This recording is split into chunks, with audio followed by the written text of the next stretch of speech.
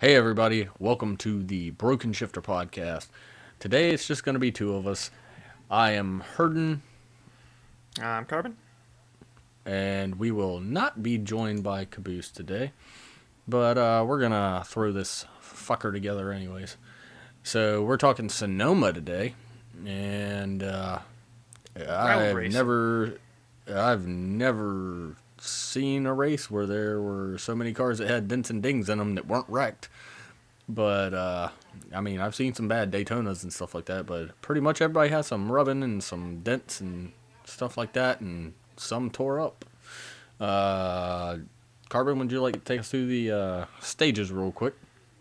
It's funny that you say that you've never really seen a race that with this many dinged up cars. It's also kind of funny because there's not too many races where you see this many fast cars. Like everybody on the field just seemed quick. I mean, there was never somebody who was just leading for more than like half a stage or something like that, just dominating for more than half a stage. Uh, A lot of lead changes for Sonoma. It's yeah. been kind of an uncommon thing, but the stages and a lot of failures and a lot of tire rubs and stuff like that played into it. hmm But yeah, so we had some really good cars. AJ, he was dominating at one point before he had an electrical issue. That whole Larson team, was that whole yeah. team on AJ's a different that whole note. team's had bad luck, but they've had AJ they had a really and good Chris car. Busher. Chris Busher deserves a major shout out on that one Mm. too. And I'll just get that out of the way real quick. He ran in the top 10 Replace almost the whole time. yeah. I He remember what had place he bad luck at the finished. end. It was near the back. Trust me, he's on my fantasy Oh, did team. he? But that team brought some stout cars. Either that or they are catching up to the rest of the pack, possibly like some of these other smaller teams. hmm Another person who had a really really good car and is proving to be very competitive is Boyer. He finished second, and I don't know if he was in the top 10 the entire time, but he was definitely up there. The most of the race. He He got spun also once, he also has a win at once or Sonoma. twice. He got spun once or He's drank from twice. the wine cup once. Larson, he started out great in pole position, and just don't know. I honestly have His no idea what happened to him. He just fell back fast. his dirt track background came back to bite him square in the butt. He's used to sliding it. He just burnt the tires off of it. Mm. Fast car, didn't know how to conserve the tires. And he ended up in 26th, I think, at the end, which is a Yep. pretty bad point differential there. Yeah, he couldn't keep the tires on the car. He was tearing them up quicker than anybody else on the track. That was for sure. Then we had, on the bright side, we did have a good finish from Dale, and a good start from Dale, and a good whole race from Dale, minus the few incidents he had. Yeah. But I for mean, somebody to who's take up. not a road course, like doesn't like road courses really, to see him Yeah. do that well, like to go from or to go what he started. He started in I think he eighth, started in ninth, eighth. somewhere in that area. And he was gonna pass Danica on the inside of turn 11, but Danica decided to like it was within the first stage, and Danica decided to defend her spot. Dale hit like some sort of slick patch or something in the pavement and spun his car around. But the way he spun it into the hairpin made it to where he came back on track and collected Danica and Larson into that one. Yeah, Larson didn't get much damage on that. Danica did, No. uh, which would not be the last scene of those Danica was two having some overheating getting issues together. at first, but they must have sorted that out in the pits. But to drive a car that was beaten banged that well, I applaud Dale Jr. He's gotten a lot better at Sonoma, considering it is his least favorite track. hmm And then he had another incident where they were going into, I don't know what turn number that is, 5 maybe? The I one don't. where I'm you're not going sure what turn it downhill was. into the right hand Mm-hmm. turn with the big curb. Most people, get up on two wheels there. Yeah. Larson or it was Danica, or Dale on the inside, Danica on the outside, and Larson decides he's going to try and, this is only halfway through stage 2 or something like that, or maybe the beginning of stage 3. Dive bomb it. And yeah, he decides he's going to dive bomb it, make it 3 wide on probably one of the worst corners to do that on. And he ends up causing, an entire ping pong effect, or a pinball effect, that pushed Danica around, and she ended up smashing right into Stenhouse. Stenhouse pounded her. Yeah. And that took Yet Stenhouse again. out of the race. And It seems pretty like they're badly always damaged running. Danica's car. They're always running very similar paint schemes when they wind up wrecking with each other. Yeah, they do, don't they? Maybe that's the omen. But They need then to we get that had, sorted out. yeah. But so yeah, Danica again was involved in quite a few of the crashes that ended up happening. She's not very lucky this year by any means. Can we can we go over the stage winners real quick? I think we skipped that. We did skip that, didn't we? Go ahead, take them off. All right. Well, we'll just run this down real quick. Stage 1, Martin Truex Jr. gets another stage win, more playoff points. He's pretty much almost advanced himself to round 2 of the playoffs at this point. Was he at 11? I think that was his 11 stage wins, I believe. Yeah. Same. Jimmy got a stage win, and then Harvick finally got his win. Granted, he did not have the best car by a long shot, but he got the win. Ford. Yep. I mean, he held his time the entire last, 15 laps or so that he led, without anything coming out. He stayed that 7 to 9 seconds ahead of everybody until the last lap. I think he finally started conserving. I think the one thing that we he had a great car. Yeah, I think the one thing we need to talk about though is the fact that pit strategy, even for people who got fudged in the beginning or something like that, or whatever, it still played out. And Dale Jr.? the old tires didn't seem to matter. The incidents and stuff like that didn't seem to matter. It just, it was like, I mean, it was crazy how it worked out. You're expecting the best cars to go to the front, but it seemed like half the fucking field had cars capable of winning. I mean, yeah, like I said, the Dale Jr., he was involved in 2 incidents, and he still somehow managed to get himself almost to the lead before, I think it was it the beginning of stage 3 or beginning of stage 2? He was in the lead for quite a little bit there. Or not in the lead, but I think he was right behind Hamlin. Second place, yeah. He fought Hamlin hard, and Hamlin just didn't want to give it up. All right, so I guess let's talk about the proverbial rabbit in the hat. Kyle Busch got penalized again for the same fucking thing. Tire not adequately secured to the car. Again, the reason why his original crew chief is not there is because of the same fucking thing, and now his backup crew chief is gone too. So I'm assuming his wife is going to be the crew chief for the next race. At least they had a reason for the first one. It was just an incident that was an accident and didn't mean to happen. This time, there was literally no excuse for it. They were in the pits quite often. JGR knows in the middle of a race, if they hit 4 out of 5 of those lug nuts, that tire's going to stay on. And they keep taking chances and taking chances and taking chances. They're like, we'll come back down pit road and we'll get that last tire year. off, and Maybe it'll we'll work make this sure. year. Nope.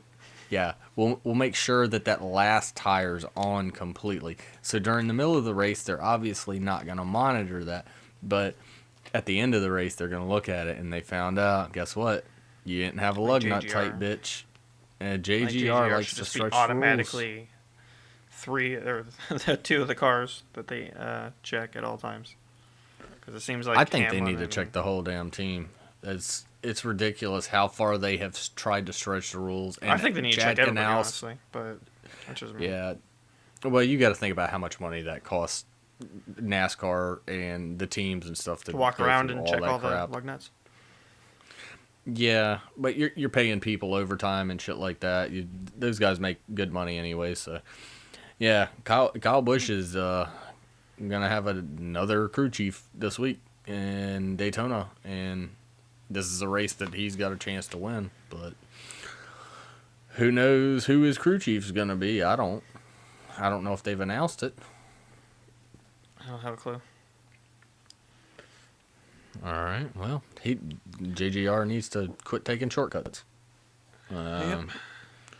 I think you wanted to really talk about Boris Said. I mean, I don't really care much about the curly-haired motherfucker, but you really wanted to touch on the fact of his accomplishments and how bad he. Well, I just wrote him down so I could have him like right here, but because he seems like I didn't know. I've known nothing about this guy until this race, and they kept talking about him during the race over and over again. I was like, okay, so maybe he's some big popular driver. I don't know.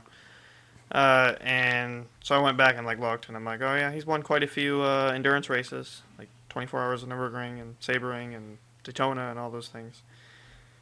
But he spun out like 3 times during the race, and he was pissing people off to no end.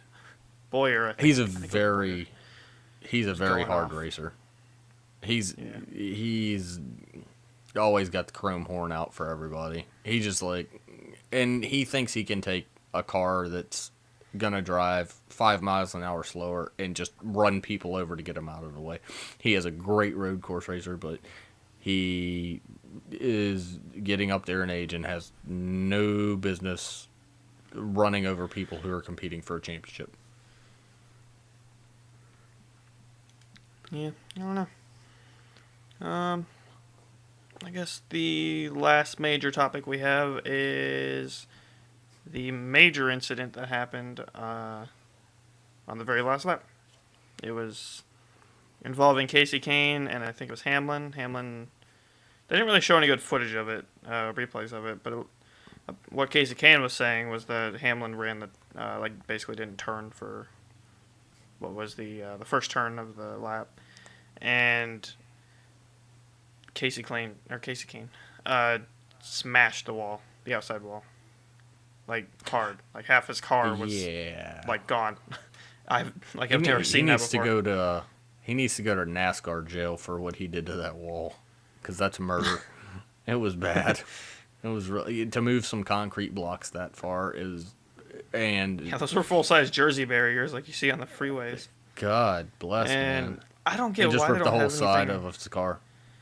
I mean, I understand why they don't use safer barriers at tracks like this because they just don't really work that well. But there are no tires. Yeah, why is there nothing there to stop that? It's just a solid concrete wall on a turn you're doing probably close to or over 100 miles an hour on. I guess it's because I guess if you look at the percentage of wrecks at Sonoma, you're looking at the last turn, the hairpin, and stuff like that, and then the higher speed areas and stuff like that where people can pass. But you're looking at a very low incident rate there, so they're like, well, we're not going to spend the money to do it, but obviously they need to. I really think they need some. And you got to also consider Sonoma runs so many different races, so many different series, not just NASCAR. You got to think they got to move those fucking barriers and shit, but they got to do something. They got to put something up and fucking protect the driver, because Casey Kane, it was like a can opener down the side of his car. Mm-hmm. Now, one thing I do know about that section is it's part of the drag strip, the quarter-mile drag strip. So those barriers aren't always there. They're not permanent barriers. They're just temporary. Right, but they can attach something to them. I mean, come on. Yeah. Apparently, they used to have them to where they were further out, and they had, cushion, but they didn't, or nobody crashed into it or something like that, and they got really sick of, having to put that up every time for put it up, put it down, put it up, put it down constantly throughout the year, so they just removed it. And it's like, that just, I don't know, that's not a smart idea, especially after this incident. No. It's time to put them back up. Make the workload a little harder, No. but make it safer. Yeah, Or I do mean, what they you're do at the thinking, Glen. They have those lightweight, very cushiony, like tire wall kind of system, like not tires, but they're yeah. I don't know what that material is called, but like Arco or something like that. That really absorbs the impact really well, but it doesn't have to be a safer barrier because you're not looking Well, at you these want, extreme high speeds like yeah, you're looking at ovals. So you don't need a safer right. barrier, but Well, no, exactly. And I think the thing that pisses me off is the way his car got ripped apart on that right side. What if he had been spun around and went backwards at that speed into that fucking thing, and it ripped the damn driver's side off? I mean, he would have been right there. I mean, you gotta protect the drivers. That's another safety thing NASCAR needs to look at. yep. I'm not And saying they've every been all single about safety. barrier needs protecting. Yeah, Just the NASCAR ones is that very you know, proactive with it. yeah. But you wanted to discuss the stage system at a road course. I feel Yeah, like so it was we've a discussed them at all our other success. courses. So far, the only one we're in agreement on that we hated on is plate tracks. We don't like it at plate Yeah, tracks. don't want it at plate tracks. We don't mind it. It doesn't really make a difference, much of a difference at the other tracks, intermediate and short tracks. And short short tracks, tracks, it actually makes it more fun. Yeah, it does. It does. The road courses, it jumbled shit up so bad it was unreal. I liked it personally. Yeah, I did. I did too. I did like it. I'm gonna be honest. It's gotten viewership in NASCAR, I'm sure, back up to above what it would have been this year without it. But at They the did a road very course, weird system with it. just Because it was it's just 25, fucking strange. 25, 60. And I was Yeah, like, I know. It's, huh. yeah, I would have expected it's normally like 30, 30, 50, or 30, 30, yeah, 50. 25, 25, Something along the lines 50. of that, but Mm-hmm. 25, 25, 60, Yeah. that's just, I don't know, that was weird to me. 20, Weird number. 25, 25, 50 is kind of Third what they've stage been was longer doing. than the first two combined. Yeah, exactly. And we haven't seen that, I don't think, yet this year. Which was Curious what they'll do for Glenn. I Probably pull the same system, I'd imagine. yeah, it'll probably be the same thing. But, anyways, Alrighty. I think it worked okay. It wasn't bad. It made the strategies change. I guess it basically gave teams to adjust earlier in the race and then you'd be set for the end. But like I Screwed said, over Kurt Busch again now. a lot of fucking race cars, just dents and dings in them. Like I said, I've seen more torn up race cars in a race before, but not Yeah. every race car on the track's got a dent in it somewhere. At least one car normally makes it through. Maybe Jimmy Johnson. I don't remember his car being too bad. Yeah, Compared to others, at least. I don't know. I can't it think was of some anyone fucking that. hard racing, man. Hard racing. Casey so- Kane's car was in decent condition until Yeah, until the wall. before his windows so- crashed. Since Caboose isn't here, I'm gonna let Carbon say what his picks were for Daytona. Dale Jr.'s last race at Yes. Daytona. Caboose's picks will be read by Carbon. All right, so yes, we got Daytona this weekend for Saturday. So there's an obvious one Caboose is gonna go with here. He's gone with it many times this year, and seeing as how it's his last. Well, okay, we say it's gonna be Dale's last 500, but I highly doubt it. Or Well, Daytona this isn't race. 500. This is 400. Yeah, no, that's why I fixed it. That's why I meant Daytona race. Yeah. But I doubt it. I think he's gonna come back for Daytona races. He'll always have a car to probably get into. But I'm gonna say, or he said Junior and Chase Elliott are his two picks. Okay, so main pick is Dale Jr. for Caboose and Dark Horse Chase Elliott. Yep. All right. I guess I'll step up to the plate now. I'm going to go with my main pick. I think Dale Jr. is going to take it. I think Dale Jr. is going to get his final win at Daytona. I don't think he'll win anything for the rest of the year, but I think he's going to get it this weekend at Daytona. And then my dark horse will be Jamie McMurray. Good choice. Mine, I hate to follow suit with everybody, but I've had this thought of for a couple weeks now, and I'm also going to go with Junior as my primary pick. I think he's going to bring it this week, like never before. And my dark horse is going to be AJ Allmendinger. He did really well at Daytona the first time. I think he was doing well at Talladega. I'd have to look that up again, but I'm pretty sure he was doing well at Talladega, but I think he might have had an electrical issue there. Yeah. So provided the electrical issue doesn't happen, he's been doing pretty well each week. We might be able to see somebody else sneak into the chase, or another first-time winner, maybe. Was Dega the one where he made that rookie move or error and? I think that might have been Dega, where he took somebody out. Yeah. And that somebody was it Keselowski? I don't remember at this point. It's been a couple weeks, but yeah, it was a bonehead move. I remember everyone was getting so pissed at him now. But I'm going with him this week because it's my dark horse. I was gonna pick Chase Elliott as well, but he's the one I'm rooting on. But I just don't expect him to win. I don't think he's going to, unless it's gonna have to be like luck or another fuel strategy ending or something. Well, there you go, everybody. You've got our take on Sonoma. Justin, do you have any last comments or anything like that? We did mention that at the end of each podcast, we want to start doing a thing where we look over our previous picks and kind of see where the rankings stand. But nobody got their picks right last week. So they're not going to change this week. The overall standings. Okay. So, I don't even remember. No winners. Picked Logano. And I think McMurray.